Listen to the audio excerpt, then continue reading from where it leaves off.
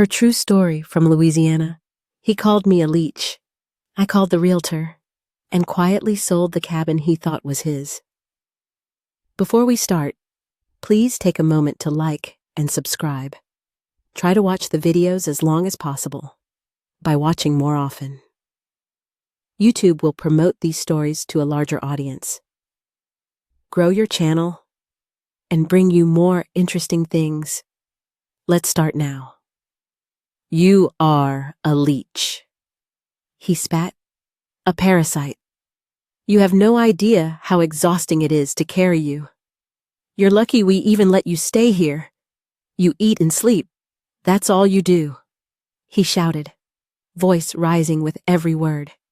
You sit around all day in that chair, acting like the queen of this place while I work. I fix. I pay for everything. Mother, he said, mocking now. Do you even realize how useless you are? How pathetic you sit here like some relic while the rest of us live real lives?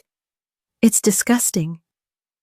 The smell of cornbread still lingered in the air when the shouting started. It was supposed to be a warm night family dinner, gumbo on the stove, candles flickering along the old oak table I had sanded down with my own hands, back when my joints still worked. Right? My adopted son had invited some friends from town. His wife had set the table with paper napkins and those cheap plates she bought online, and the baby had been giggling all afternoon. For a moment, it felt like the kind of evening worth holding on to until I forgot to boil the water for the sweet tea. It was a small thing, a pot left untouched on the back burner while I rocked the baby. I had meant to get back to it, but the little one had fallen asleep on my shoulder, and I lost track of time. It was not the first time I had forgotten something, but it was the first time he lost all patience. Seriously, he snapped, tossing his napkin down as though I had committed a crime. We're all just supposed to sit here and wait again, because you can't keep up with one damn thing. The table went silent. His wife looked at me, then back at him. Their friends stared down into their plates, pretending to be fascinated by coleslaw. I'm sorry, I said softly. I'll fix it now. He stood up, pushing his chair back hard enough to rattle the floor. No, don't bother. You'll just burn it, or forget again like everything else. If you've ever been hurt by family and stayed quiet because you didn't want to make it worse, leave a 5 so she knows she's not the only one. I didn't respond.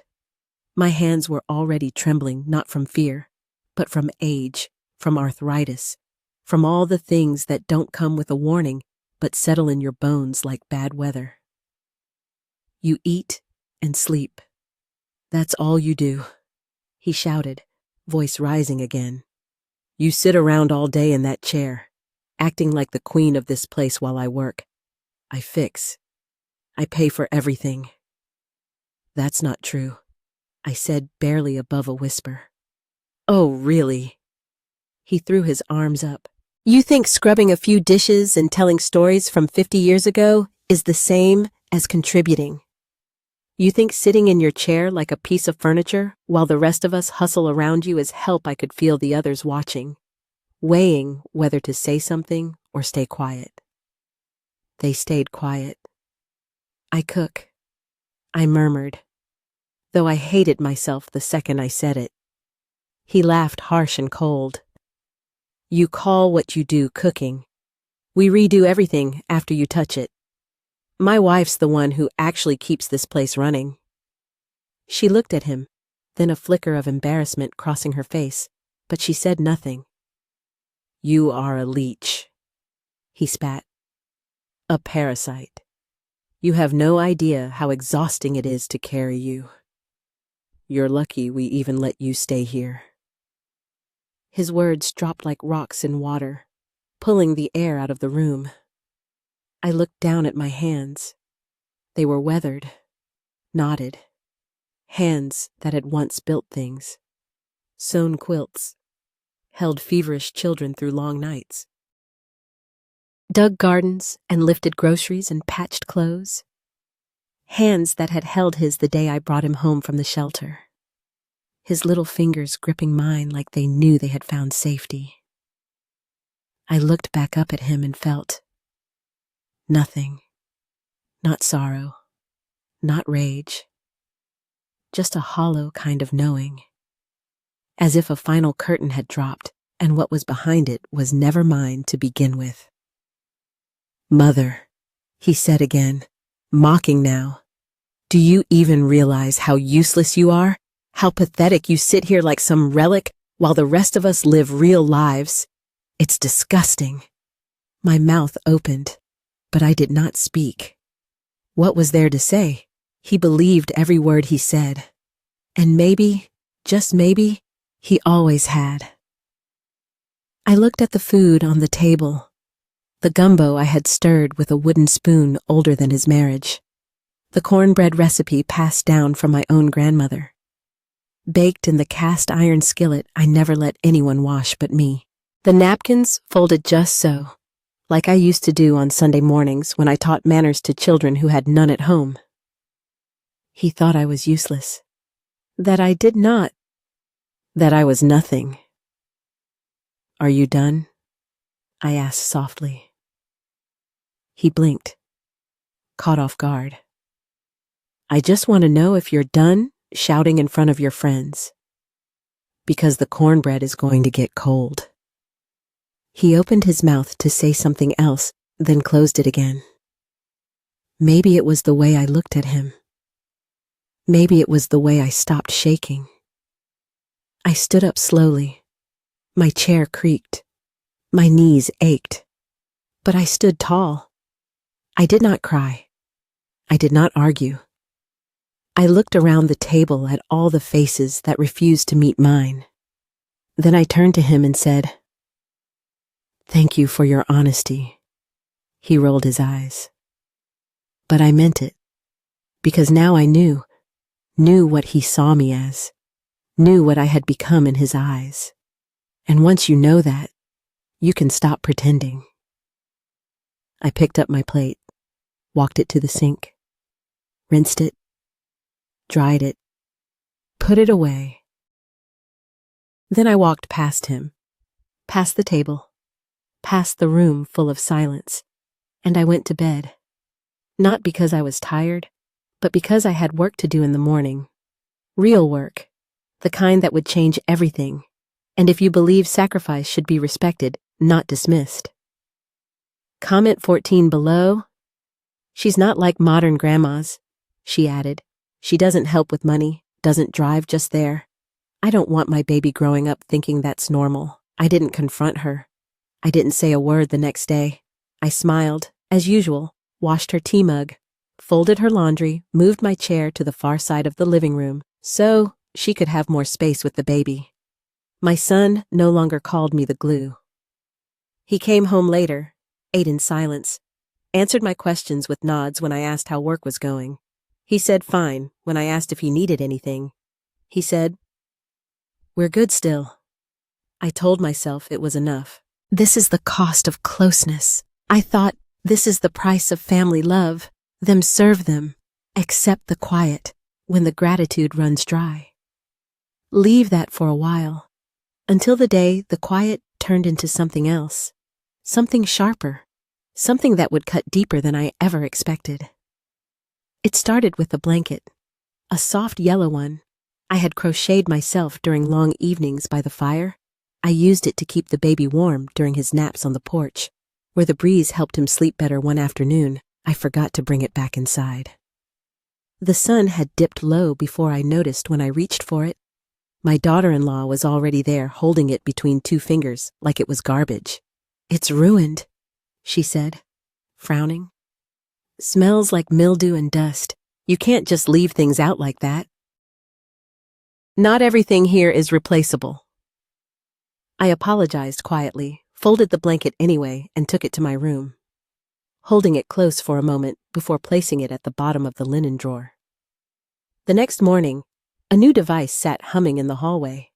A large, sleek air purifier with blinking lights and a digital screen. I thought nothing of it until I caught my son glancing toward me as he plugged it in. "It's for the baby," he muttered. "The cabin holds and smells. We're just trying to keep the air clean." His wife chimed in from the kitchen. "Yeah, I mean, it's that old mix of cigarette and wood kind of stale. It's no one's fault. Just years of buildup. No one said my name, but the implication hung in the air, thicker than any smoke. I nodded. I always nodded that week. I noticed small shifts in routine at first. They were subtle. The dining table was suddenly too cramped with the high chair and serving dishes, so I was kindly offered a tray and encouraged to eat in the kitchen. "It's more peaceful there," my son said. "Less noise, more space for the baby." So I sat alone, my back to the hum of the refrigerator, my meal cooling faster than my tea when they had guests over, a couple from his office. A neighbor. They were trying to impress, I was told gently. "At first, you don't have to join us. Just take it easy tonight." Then it became firmer. "We're having a late night. Probably best if you stay in your room." My room. The back corner of the cabin I built with my bare hands. The room where I once laid him down, feverish and sweating as a child, too scared to sleep alone. I listened from behind the closed door as they laughed and toasted wine glasses, played soft jazz from the Bluetooth speaker, and talked about travel plans and startups and new school philosophies. I pressed my ear to the wood and caught phrases like modern parenting and old world guilt. One evening, as I was folding laundry, I heard her on the phone. "No, it's still in her name." She said, her voice tight with frustration. "I know, believe me, I've tried. She's not mean about it, but everything in this place still has her fingerprints, her rules. It's like living in a museum." I stopped folding if it were up to me. She continued. "We just put it on the market and start fresh. But as long as she's here, we have to tolerate certain things. Honestly, I just wish the place was in our name already. Then we wouldn't have to play nice." I stood there holding a towel in my hands, letting the weight of those words sink through my skin like needles. They were waiting for me to die or disappear, waiting for the deed to fall into their hands, waiting for the day when they no longer had to play nice. That night I didn't sleep. I didn't. I stared at the ceiling, remembering the nails I had hammered in place, the windows I had washed until they sparkled, the years I had filled with lullabies and cornbread and hot tea on cold mornings. They thought I was a guest in their future, but I was the one who had built their past, and I never forgot a single word. They said I did not sleep that night after the shouting at dinner, after his voice sliced through the room like a blade, after the others stared at their plates while I tried not to cry into mine. I went to my room and sat on the edge of the bed, still wearing my apron, hands resting in my lap. The cabin was silent, but inside me, everything was loud. I replayed his words over and over. "You're a leech, pathetic. You sit here like some relic while the rest of us live real lives." I looked around the room, the same 4 walls I had painted myself, the curtains I had sewn by hand, the wooden floor still stained where he'd spilled grape juice when he was 8. This was not just a room. This was a life I had built from nothing, and now I was being asked to shrink within it, to disappear. So I decided to leave. Not loudly, not with tears. Just leave at midnight. I pulled out an old backpack from the top shelf of the closet inside it. I placed my medicine, labeled sorted with the dates written in my own handwriting, the deed to the cabin, still in my name after all these years, folded neatly in a plastic sleeve. A letter my husband wrote me 2 decades ago, just before he passed. A letter I read every year on our anniversary. One that ended with, "If the world forgets your worth, make sure you remember it." And finally, a small bank book from a credit union in town. My private account. Never touched, never mentioned a quiet cushion built over the years from my weaving money. Birthday checks, I never cashed, and teaching stipends, I tucked away for a rainy day. Well, the storm had come by 3:30. I am EAM. I was dressed, hair combed, teeth brushed. I sat one last time in my old armchair, drinking lukewarm coffee and staring at the fireplace. I didn't light it. I wanted to remember the cabin just as it was at 4 o'clock. I opened the front door, slowly, careful not to let it creak, and stepped out into the cool morning air. The stars were still out, blinking like quiet witnesses. I walked down the dirt path I had cleared with my own hands 20 years ago, past the swing where my grandson had once laughed, past the garden bed now overtaken by weeds. The nearest bus stop was 2 miles away, but my legs carried me steady. Every step was a goodbye. I did not say out loud when I reached the corner of Route 47. I pulled out my old flip phone and dialed a number I hadn't used in years. "Hello," a groggy voice answered June. I said calmly, "It's me." She paused, then, "Well, I thought you dropped off the face of the earth. I need to sell the cabin." I said, "Silence, right now this week." Another pause. "You sure?" I looked up at the sky. I've never been surer of anything in my life. June was my old colleague from the school district now, a successful realtor in Baton Rouge. She knew the value of land in the hills, knew how to move fast when needed, and more importantly, she knew me. "I can draw up the listing by noon," she said. "You just tell me where to send the papers." "I'll be in town by then," I replied at the bus station. "I'll wait," and I did, because when a woman builds something with her own hands, she never truly lets it go. She just decides who deserves it next. The news broke faster than I expected. By the time I had signed the papers and handed the keys to June, the for sale sign had barely settled in the red clay before he came storming into town, rage in his eyes and panic in his breath. He called, I didn't answer. He messaged, I didn't read. But I knew it was coming the moment he'd realized everything he assumed was his, never 3 days after the listing went live. He found me. I was sitting on a bench outside the little Methodist church, sipping sweet tea from a foam cup. He drove up like a dust storm, door flung open, shoes scraping the pavement as he marched toward me. "Mama," he said, his voice tight and breaking. "Tell me, this is a mistake. Tell me the listing's wrong. Tell me you didn't sell the cabin." I looked up at him slowly. The boy I raised now stood before me, a man unrecognizable. "I didn't sell it," I said calmly. "Not yet. I signed the papers. The sale closes Friday." His face crumpled like a paper bag. You can't." He stammered.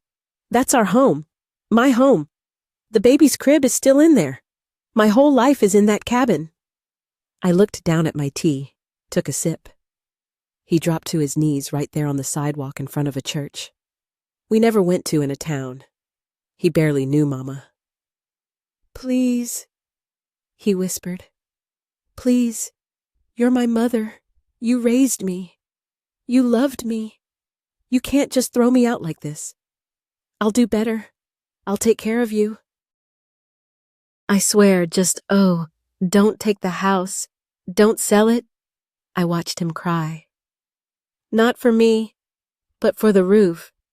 He thought he had secured through proximity. Then he said, "It make a new will.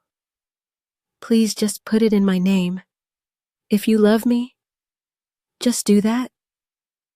It was then I spoke the words I had held for years. "You're not my blood." He looked up stunned. "You're not my son by birth." I said, "I found you in a shelter after Katrina. You were holding a soaked teddy bear and no one came looking for you. I took you home. Because you needed someone. Not because I owed you anything. He shook his head, slowly, his mouth open. But no words came. I loved you like a mother.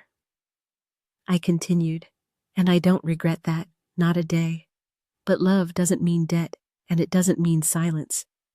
While I'm insulted in my own home? His lips trembled. Mama. No, I said, standing now. You called me lazy, said I was a burden, sat by while your wife mocked the way I smell, the way I walk, the way I live. You tried to erase me while standing on the floor. I didn't mean it, he whispered. Yes, you did, I said without anger, and that's what makes it worse. He stayed kneeling as I walked past him slow, but steady. I didn't owe him a home. I had already given him a life.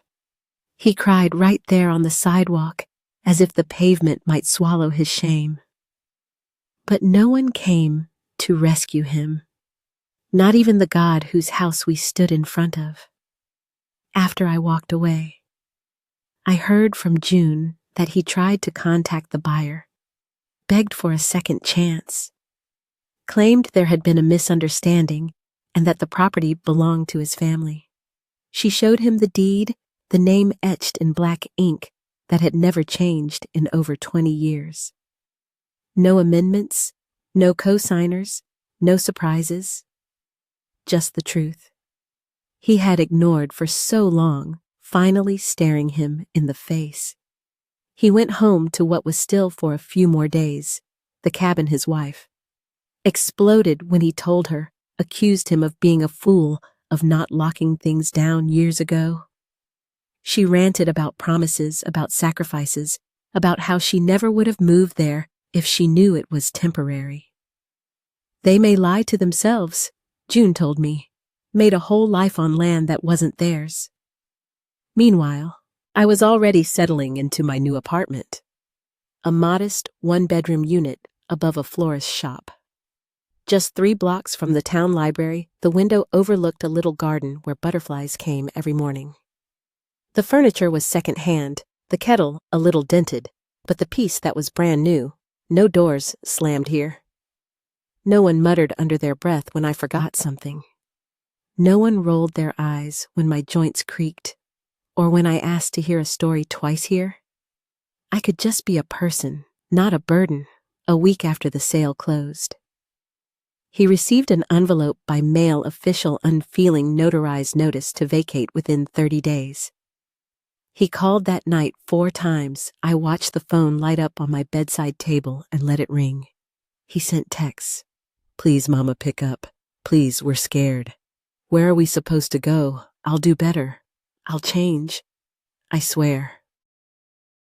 I'll take care of you, like I should have before I read them once. Then turned off the phone, not because I hated him, but because I had already given him every word I ever owed him. Silence at that point was the only thing left with weight. They stayed in the cabin until the very last hour. Packed in a panic, left dents in the walls, scuff marks on the floor. June said when she arrived with the new owners, the place felt hollow, not from being empty, but from having never been truly appreciated. He looked like a ghost. She told me, like a man trying to climb out of a grave. He dug himself. I didn't ask for more. I didn't want revenge, just quiet, and quiet at last. I mailed it on a Wednesday. A simple envelope. No return address, handwritten on a square of parchment I had saved from a stationery set. My husband gave me the year before he died. Inside was just a folded note. No signature. No lecture. No emotion. Just the truth. You said I was useless now. You'll have to find somewhere more valuable to live. I addressed it to the old cabin, knowing they'd be long gone by the time it arrived. That was the point. The message wasn't meant to be read with witnesses. It was for a moment, when the echo finally settled, when their shouting had stopped, and the empty room spoke louder than I ever did let them open it in silence. Let the silence explain what I no longer needed to say. That morning, I brewed myself a cup of black tea, strong with a touch of honey. The old kettle hissed just the way I liked. I sat by the window of my new apartment, curtains open, birds darting between flower boxes. The distant hum of a sleepy town below me in my lap was the letter, the one from my husband. It was written on lined paper, creased at the corners, faded just enough to carry the weight of time. I had kept it in a velvet pouch at the back of my drawer, alongside baby pictures and receipts for things that no longer mattered. If you're tired, let go. You are not meant to carry someone else's life forever. He had written that the year before he passed after he got sick when he started noticing how my smile faded in the shadow of obligation. He saw me then, really saw me, even when I was pretending to be stronger than I was for years. I ignored his words. I told myself love meant endurance, that motherhood, real or chosen, was a vow that could not break. But there comes a time when endurance becomes erasure, and I had disappeared long enough, so I read his letter again, folded it neatly, placed it in the center of the table beside my tea and a plate of toast with plum jam. Then I picked up my fork. It was a simple breakfast. No fancy dishes. No baby crying in this background. No insults. No reminders of all the ways I did not measure up. And for the first time in 30 years, I ate without apology. I ate without shame. I ate without feeling like a burden. No one sighed when I took my time. No one criticized the way I buttered my toast. No one asked me to make myself smaller, quieter, less inconvenient. The quiet was not lonely. It was freedom. And as I sipped the last of my tea, I looked out at the clouds stretching over the rooftops and whispered to no one in particular, "This is mine. Not the building, not the view, but the peace. The peace I built from broken wood and stolen time. The peace I chose. Finally, after all these years of choosing everyone else, and in that little kitchen with the sun catching the edge of my saucer, I did not cry. I did not miss them. I did not wish they had stayed. Only wished I had left sooner. If you've stayed with me till the end, thank you." This wasn't a tale spun for drama. It wasn't something crafted out of fiction or made to fit neatly inside a headline. This was a memory, a truth, one of those deep, slow truths that lives in the bones. Long after the bruises fade, you see people think silence means surrender, that if we're quiet, we must be weak, that if we forgive, it means we'll forget. But no. Silence is where we gather our strength and forgiveness. Forgiveness is just what we do for ourselves before we shut the door. I didn't leave that cabin to hurt anyone I left, because I had finally seen the writing on the walls I'd built, because the hands that once reached for me with love had turned into fists of judgment, because the very people I sheltered thought the roof over their head was owed to them, simply because I was old enough to give it. But no one ever asks how that roof got built. No one sees the hours we spent weaving our hearts into homes. They don't see the blistered palms, the sleepless nights, the nights we ate less so they could eat more. They only see us now, slow, quiet, sitting in chairs that creak louder than our voices. They forget we were once the storm. They forget who paid the mortgage, who carried them, fed them, clothed them, kissed their bruises, and held their shame. And when we stop being useful, they write us off. They call us lazy, a burden in my case, a leech. But here's what they don't know, and what I hope you never forget. We don't owe them our silence. We don't owe them our names on paper, and we sure as hell don't owe them the roof over their head if they've spent years tearing it down from the inside. I walked away, not because I was weak. I walked away because I was finally strong enough to see the truth for what it was and let it go. And child, let me tell you, the peace on the other side of goodbye is sweeter than any apology that never comes. Now I live in a small place. Nothing grand, just a kitchen where my tea boils the way I like, a window that lets in the morning, and a bed that doesn't feel cold when I climb in alone. But I sleep without insult. I eat without shame. And I wake up every day knowing I do not have to prove my worth to anyone. Not a son, not a neighbor, not even the woman in the mirror. I'm enough, and so are you. If you've ever been the quiet one in the room, if you've ever been dismissed as just a grandmother, just a housewife, just a woman whose time has passed, let me be the one to tell you your story matters, your memory matters, and revenge. My dear, revenge doesn't have to come with screaming. Sometimes it sounds like a phone call to a realtor, like keys on a table, like a note that simply says you'll have to find somewhere more valuable to live. That's why I tell these stories, not for pity, not for attention, but for clarity, so that one woman listening, maybe it's you, will finally feel seen, because too many of us have swallowed our stories for decades. Too many have held our pain in our pockets while we set the table for those who never once said, "Thank you." Well, not anymore. You've heard my truth. Now it's time for you to stand in yours. And if this story stayed with you, if it made you think of someone or made you feel something that's hard to name, then I ask you to do just one thing. Subscribe to Grandma, True Stories, not for me, for you, because this is where we speak the words we were never allowed to say. This is where silence ends, where memories become maps, where justice isn't loud. It's inevitable. So go ahead and tap that button, child, because I've got more stories to tell. Some will break your heart. Some will piece it back together, and all of them will remind you.